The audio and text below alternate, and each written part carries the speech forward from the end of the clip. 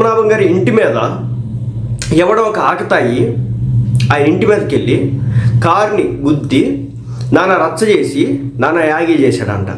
వెంటనే ఏం చేశారు?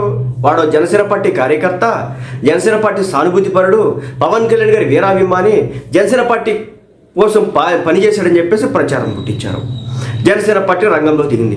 వాడు ఎవడో మాకు తెలియదు, ఎప్పుడో మాకు తెలియదు. ఒకవేళ వాడు అభిమానం అయి ఉంటే కనుక మాకేం సంబంధం ఉంటుంది?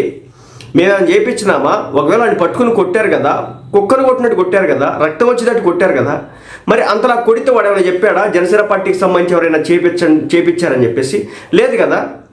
ఏ విధంగా మమ్మల్ని అంటారు? ఆడికి ముద్రగడ పద్మనాభం గారికి ఉన్నటువంటి మరి సత్సంబంధాల గురించి మమ్మల్ని అడిగితే మాకెలా తెలిసిందని చెప్పడం జరిగింది. నెంబర్ 1. ఇక నెంబర్ 2 ఏంటంటే, వైసీపీ పార్టీ నిన్న ఒక సభా సమావేశం ఏర్పాటు చేసుకుంది. దానిలో భాగంగా జగన్మోహన్ రెడ్డి గారు కొన్ని సెన్సేషనల్ కామెంట్స్ చేశారు. నా వెంట్రుక కూడా పీకలేరని చెప్పేసి